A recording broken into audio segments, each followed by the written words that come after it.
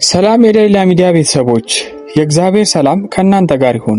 ዛሬ የማካፈላችሁ መልእክት በብዙዎቻችን ሕይወት ውስጥ በጸጥታ ተቀምጦ ነፍስንና ስጋን የሚበላውን ነገር ግን ዓለም ደስታ ብላ የጠራችውን እውነት የሚያጋልጥ ነው።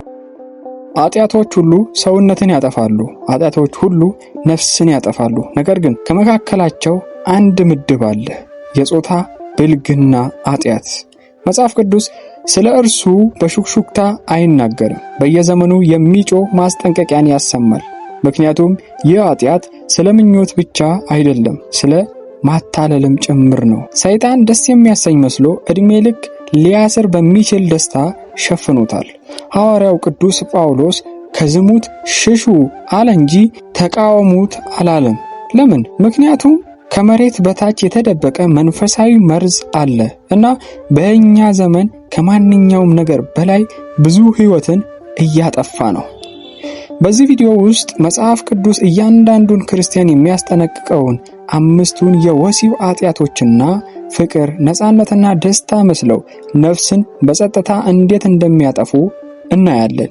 ይህ ሰዎችን የመኮነን መልእክት አይደለም፣ የመዳን እውነት መልእክት ነው። እግዚአብሔር ኃጢአትን የሚያጋልጠው እኛን ለማሳፈር አይደለም፣ እኛን ለማዳን ነው። እውነት ያማል፣ ግን ይፈውሳል። እስከ መጨረሻው ከቆያችሁ ደግሞ ኀፍረት ቋሚ ነው ብሎ የነገራችውን ነገር የእግዚአብሔር ጸጋ እንዴት ሊያነጻ እንደሚችል ታያላችሁ። ውድ ቤተሰቦቻችን፣ ቪዲዮዎቻችንን ለብዙ ሰው እንዲዳረስ ላይክ አድርጋችሁ ጀምሩ። የቤታችን አዲስ ከሆናችሁ ሰብስክራይብ አድርጉ።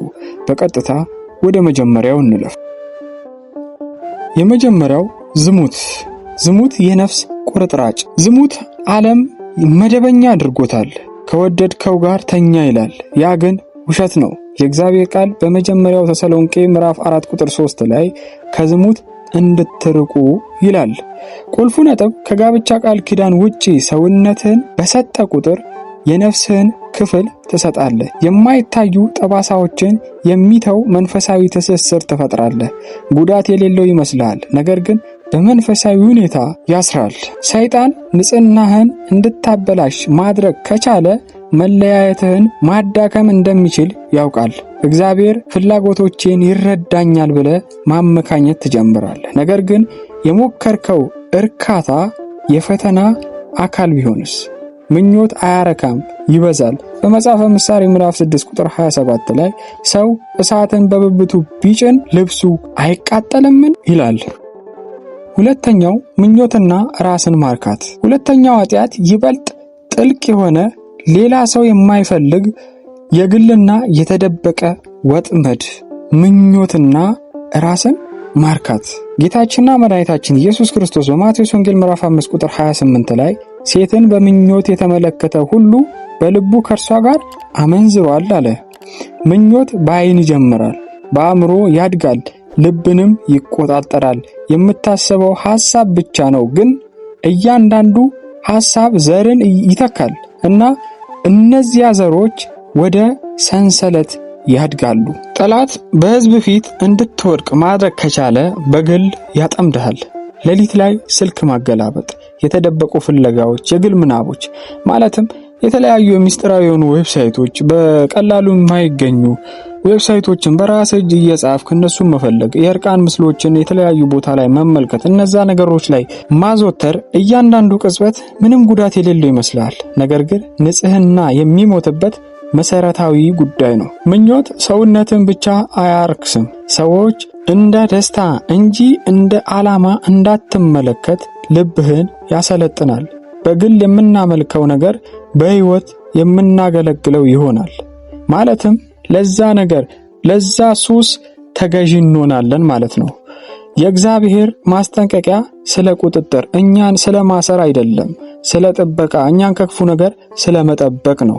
የጸጋው ኃይል ግን ይሄ ነው። ምንም ያህል ጥልቅ ቢሆንም ኢየሱስ ክርስቶስ አሁንም ሰንሰለቶቹን ይሰባብራል። የገባንበት የትኛውም ኃጢአት ውስጥ እኛን ነቅሎ ማውጣት ይችላል።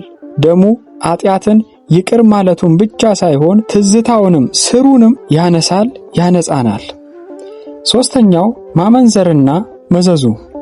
ሶስተኛው ኃጢአት ማመንዘር። ይህ ደግሞ አጥፊ መዘዞችን ይዞ ይመጣል።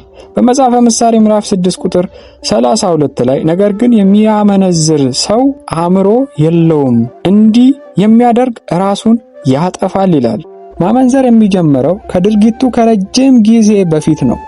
የሚጀምረው አመስጋኝ መሆን በሚያቆመው ልብ ውስጥ ነው። ሰይጣን የተሻለ ነገር፣ ይበልጥ የሚያስደስት ነገር እንዳለ በሹክሹክታ ይናገራል። ስውር ማመንዘር፣ ይበልጥ አደገኛ ማመንዘር አካላዊ ሳይሆን ስሜታዊ መሆን ነው። ትኩረትህን፣ ጊዜህን ወይም ልብህን ለባልደረባ ላልሆነ ሰው ስትሰጥ ከመንገድ ወጥተሃል። ጠላት ጋብቻዎችን በአንድ ድርጊት አያጠፋም፣ በዝግታ መሸርሸር ያደርገዋል። መልእክት እዚህ፣ ማሽኮርመም እዚያ። ልብ ሲከፋፈል ደግሞ ቤቱ ይፈርሳል። ምናልባት የጥፋተኝነት ስሜት እየተሰማ ሊሆን ይችላል። ግን ስማ፣ የእግዚአብሔር ጸጋ ኃጢአት ያቃጠለውን መልሶ ሊገነባ ይችላል። ዳዊት አመንዝሯል፣ ግን ንስሐ ስለገባ የእግዚአብሔር የልቤ የሆነ ሰው ተብሏል። እግዚአብሔር እንደ ልቤ የሆነ ሰው ብሎታል። እውነተኛ ንስሐ ሙሉ በሙሉ መመለስ ነው። አራተኛው ማባበልና አለመታበይ። አራተኛው ኃጢአት አብዛኞቹ ክርስቲያኖች እንደሰሩት እንኳን የማያውቁት ስውር ኃጢአት ነው። ማባበልና አለመታበይ። ዓለም በራስ መተማመን ትለዋለች፣ መጽሐፍ ቅዱስ ግን ማታለል ይለዋል። አካልህን፣ ድምፅህን ወይም መገኘትህን በሌሎች ውስጥ ምኞት ለማንቃት ስትጠቀም ነው። እግዚአብሔርን ከማክበር ይልቅ የራስን ኩራት ለማርካት ማህበራዊ ሚዲያ ማባበልን የኗኗር ዘቤ አድርጎታል። እያንዳንዱ ፖስት ለትኩረት የጸጥታ ውድድር ሆኗል። ግን ትኩረት ፍቅር አይደለም። እውነተኛ በራስ መተማመን የሚመጣው ከመታየት አይደለም፣ የሚመጣው ከመቀደስ ነው። አካል የመንፈስ ቅዱስ ቤተ መቅደስ መሆኑን ስትረዳ ቅድስና ከመጋለጥ የበለጠ የሚስብ መሆኑን ትገነዘባለህ። ትህትና ውበትህን ስለመደበቅ አይደለም፣ ፈጣሪህን ስለማክበር ነው። መጽሐፍ ቅዱስ በመጀመሪያ ጢሞቴዎስ መልእክት ምዕራፍ 2 ቁጥር 9 ላይ ሴቶችም በጨዋነትና በንጽህና የተገባ ልብስ ይልበሱ ይላል። ኃጢአት የዓላማ ነው። ተጽዕኖህን፣ ምኞትን ለማሳካት ስትጠቀም ሌሎችን ወደ እውነት ለመምራት የታሰበውን ብርሃን ታደበዝዛለህ። እዚህ ጋር ምን ያለ ተጽዕኖህን፣ ያንተን ተጽዕኖ ማለት ነው። ተጽዕኖህን፣ ምኞትን ለማነሳሳት ስትጠቀም ሌሎችን ወደ እውነት ለመምራት የሚያስበውን ብርሃን ታደበዝዘዋለህ ይላል። አምስተኛውና የመጨረሻው ማስጠንቀቂያ ያልተለመዱ የጾታ ድርጊቶችና ማዛባት፣ የእግዚአብሔርን መለኮታዊ ንድፍ ማዛባት ነው። ሮሜ ምዕራፍ 1 ቁጥር 26 እስከ 27 እግዚአብሔር ወደ ንውር ወደ ሌለባቸው ምኞቶች እንደሰጣቸው ይገልጻል። ዓለም ፍቅር ነው ይላል፣ ነገር ግን እግዚአብሔር ቅድስና ፍቅር ነው ይላል።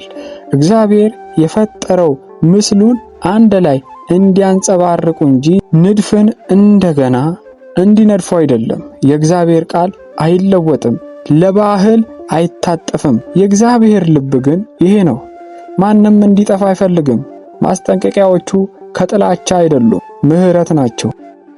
የተወደዳችሁ ወንድሞቼና እህቶቼ፣ ምናልባት አሁን የጥፋተኝነት ስሜት እየተሰማን ሊሆን ይችላል።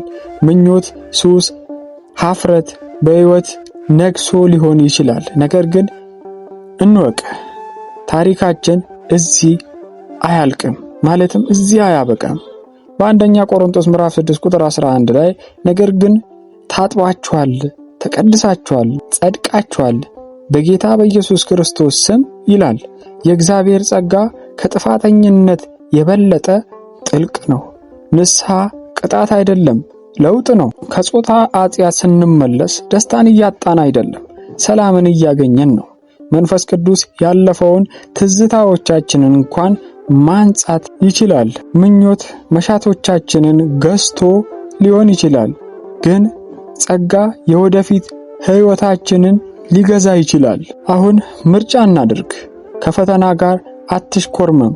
ከኃጢአት ሽሽ እና እንደገና ሙሉ ሊያደርግ ወደሚችለው ሩጥ። ኃጢአት ደስታን ቃል ገብቶልህ ባዶ ይተውሃል። እግዚአብሔር ግን ታዛዥነትን ቃል ገብቶልህ በዘላለማዊ ደስታ ይሞላሃል። ሰይጣን ቅጽበትህን ይፈልጋል፣ ግን እግዚአብሔር ዘላለማዊነትን ይፈልጋል።